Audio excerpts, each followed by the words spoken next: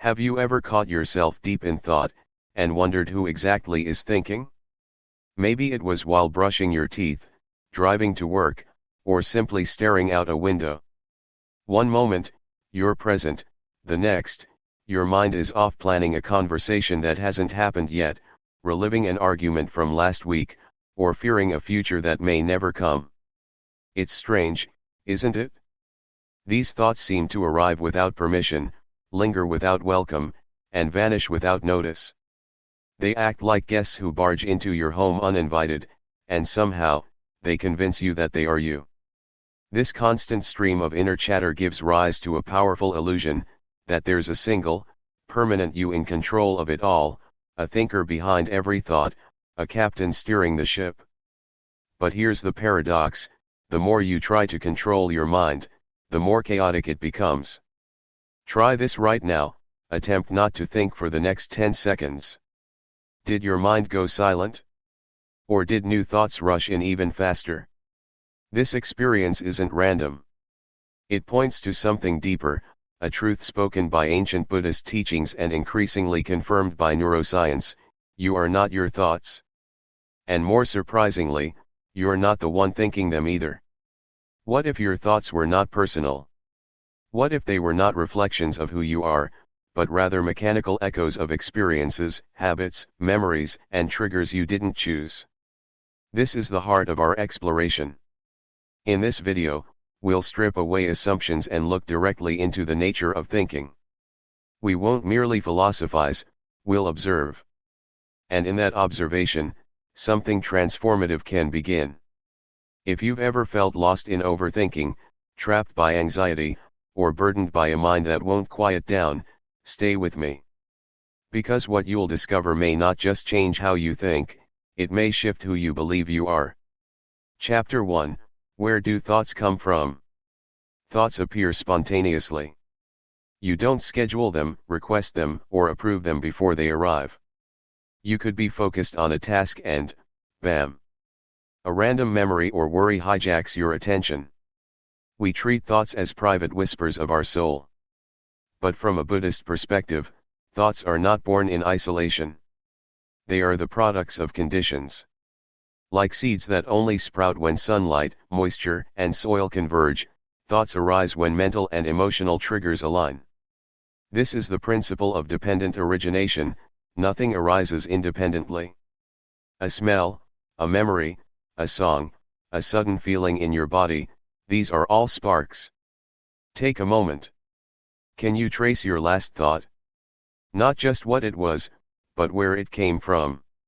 Hard to do, isn't it? That's because we don't generate thoughts, we witness them. We don't own them, we're visited by them. And in many cases, we're pulled along for the ride, reacting without even knowing why. The truth is, your thoughts are not you. They are momentary weather patterns passing through the sky of your awareness. But most people confuse the sky with the storm. They identify with the anxiety, the regret, the craving, and the fear, and become prisoners of a mind they don't understand. Pause. Look closer. That urge to check your phone? That worry that suddenly flooded your chest? That memory that stings, it didn't knock politely. It barged in. And you didn't invite it? The mind is not broken when it wanders. It's doing what it was conditioned to do.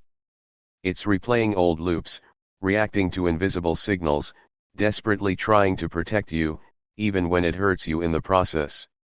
Understanding this, deeply, not just intellectually, is the first step toward peace.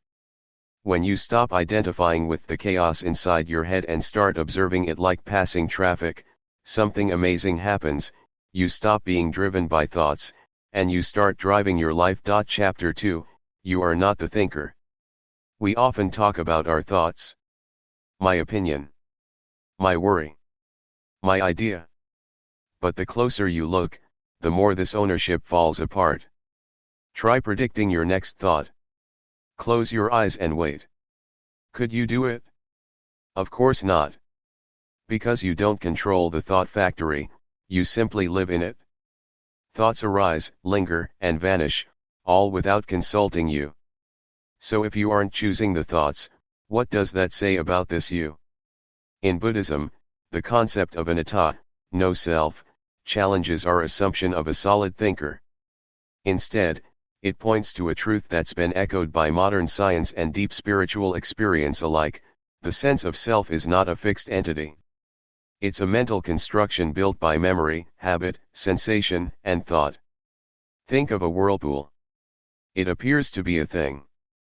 But it's not an object, it's a pattern of movement. The same is true of the self. The you who thinks isn't a controller. It's a reflection, a swirl of identity floating atop the currents of thought. And when you stop clinging to that illusion, something opens up. A space. A stillness. A deeper form of clarity. Chapter 3, The Myth of a Solid Self. Let's go deeper.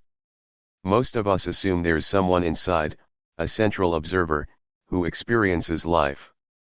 But if you try to find that core I, what happens? You find thoughts, sensations, emotions, memories. But never a fixed, unchanging entity. This is what the Buddha explored through the 5 aggregates, khandhas. Form, the body. Feelings. Perceptions. Mental formations. Consciousness. These 5 aspects make up everything we experience. And none of them, individually or together, can be called the self. They're changing, fluid, dependent. A story of a monk named Kimeka illustrates this perfectly.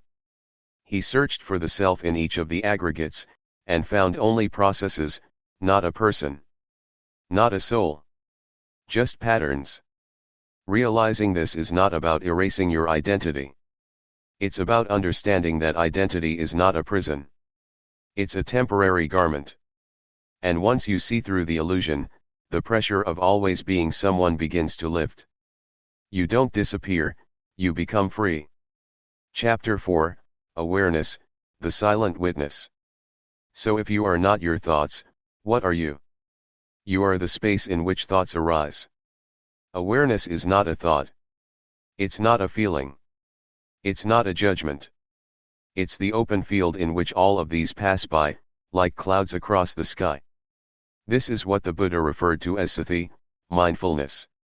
A bare, non-judgmental presence that doesn't grab or reject anything. And here's where the shift happens: when you stop identifying with every mental whisper, you begin to discover something deeper, the silent observer behind it all. Not a person. Not a self. But an ever-present knowing. That is awareness.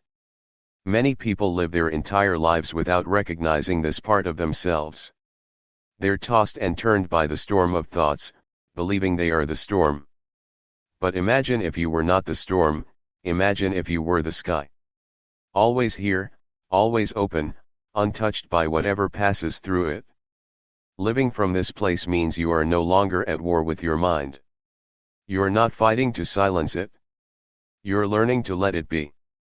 Just as you wouldn't argue with thunder or try to hold down the wind, you begin to allow thoughts to come and go, without attaching your identity to them. This subtle detachment is not apathy. It's clarity. It's the deep realization that thoughts do not define you. They visit, but they are not your home. They speak, but they are not your voice.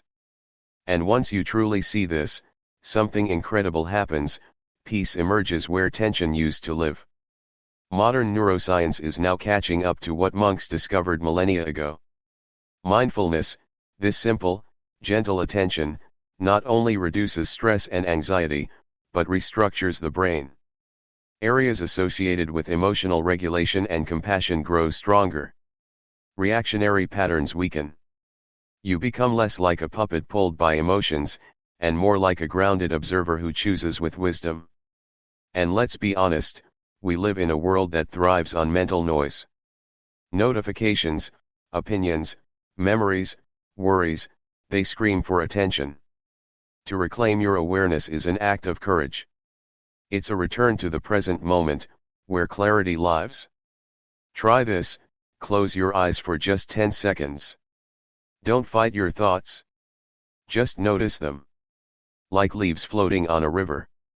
Let them drift. Then gently shift your attention to the one who is noticing. That quiet space, that still watcher, that is what you've been seeking all along. Chapter 5, Living in Harmony with the Mind. This path isn't about escaping the world, nor is it about forcing your brain to shut up. It's not spiritual bypassing, nor some fantasy of permanent bliss. It's something far more grounded, and far more powerful. It's about transforming your relationship with thinking. Thinking is not your enemy. It is a tool. One that can build or destroy, liberate, or entangle. The problem is not that you think, it's that you think unconsciously. You get dragged into thoughts like quicksand, believing every fear, every judgment, every memory. You forget you have a choice. The Buddha taught yoniso mansikara, wise attention. It means looking at thoughts not as truths, but as temporary formations. It means pausing before reacting. Reflecting before deciding. Breathing before spiraling. Here's how this looks in daily life. When a painful thought arises, I'm not good enough, don't fight it. Don't indulge it. Just notice it. Observe it like a cloud. Name it, self-doubt. Watch it float by. When joy arises, this moment is beautiful, don't try to hold on to it. Don't fear its end. Let it be fully felt. Then let it go, as all things do. Living this way brings a quiet power. You become less reactive. Less tangled in stories. You begin to respond to life, not react to it. The parable of the raft, shared by the Buddha, illustrates this perfectly. You use a raft to cross a river, but once you've crossed, do you still carry it on your back? Thoughts are the same. They help you navigate life, but you don't need to carry them into every moment. You don't need to replay every mistake, defend every belief, or overanalyze every emotion. This is the middle way. Not pushing thoughts away. Not drowning in them. But walking the gentle line between both, present, aware, free. Let's get practical. Next time you feel overwhelmed, pause. Breathe deeply. Notice the sensations in your body. Name the dominant thought or feeling. Watch it. Don't fix it. Don't feed it. Ask yourself, can I be here with this, just as it is? This simple shift, from identification to observation, is where freedom begins. You don't need to conquer your mind. You just need to stop mistaking it for who you are. And once that happens, you begin to walk through life with more ease, more compassion, and most of all, more presence. Not above life. Not outside it. But fully here. Awake. Alive. And finally, at peace. Conclusion, when you stop grasping, you begin to see. We began with a question, if you're not your thoughts, who is thinking them?